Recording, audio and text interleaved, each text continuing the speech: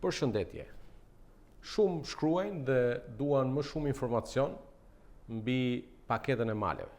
Pra këtë politikë të re, këtë qasje të re të qeverisë son lidhur me zhvillimin e zonave malore, të agroturizmit në këto zona.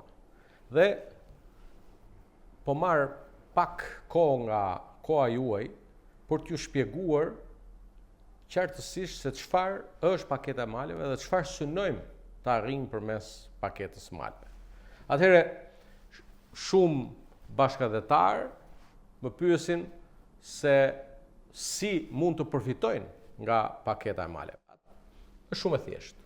Nëse ti apo familja jote keni në zotërinj një tokë për një periudhë mbi 10 vite, ose keni një trull që familja juaj e pretendon që është trulli që ju ka lënë gjyshi në fshat, dhe këtë tokë e keni tokën e të parëve tuaj, por për këtë copë toke, për këtë trull, ju nuk keni asnjë letër. Nuk keni pasur kurrë një certifikat pronësie. Nuk ka asnjë problem, prandaj kemi menduar paketën e maleve dhe qoftë për këtë tokën që e ke për një periudhë mbi 10 vite, apo për këtë trullin që ta kanë lënë gjyshrit e tu, do të shkosh në bashkinë brenda së cilës ndodhet kjo tokë, pra nëse ti je një banor i Malësisë Madhe për shembull, atëherë do të shkosh tek bashkia e Malësisë Madhe dhe aty do të kërkosh një vërtetim nga Këshilli Bashkiak.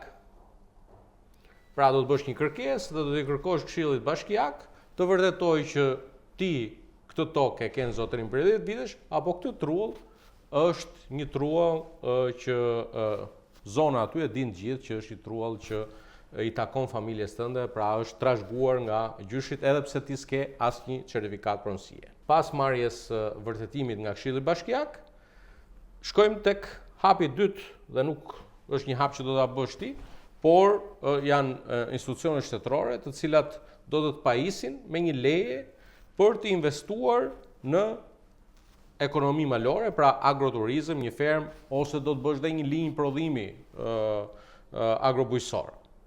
Dhe pyetja që lind, pastaj thua mirë, dakord, unë e mora këtë vërtetimin, u pajisa edhe me leje për ekonominë malore, po hipotekën e kësaj tokës kur do ta marr? Po, është vërtet, do ta marrësh edhe hipotekën, por tu ka një kusht i cili besoj që është i pranueshëm nga të gjithë ju.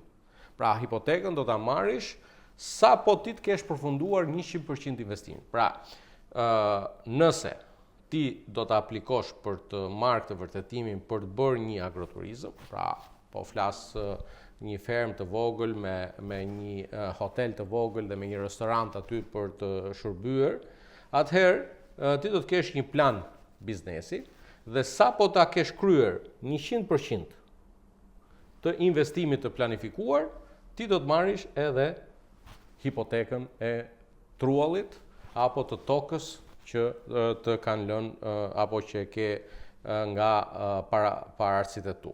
Dhe këtu ka dhe një ofertë ose një propozim nga ana e qeverisë. Dhe kush është propozimi?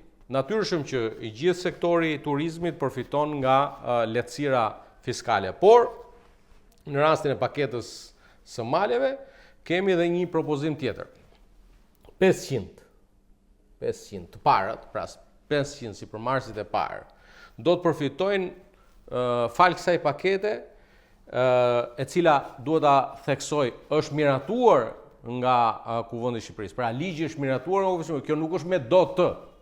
Kjo tani më është miratuar plotësisht, do të keni taksa zero dhe TVSH zero për 10 vite. Imagjino, pra të bësh një biznes, të hapish një agroturizëm, një hotel, restorant, apo një pikë grumbullimi, apo një fermë, apo një pikë përpunimi, të përfitosh një 10 vjeçar duke mos paguar asnjë taksë. Kur flas taksa zero, të gjitha, këtu janë të gjitha të përfshira, edhe edhe taksat vendore edhe taksat qendrore.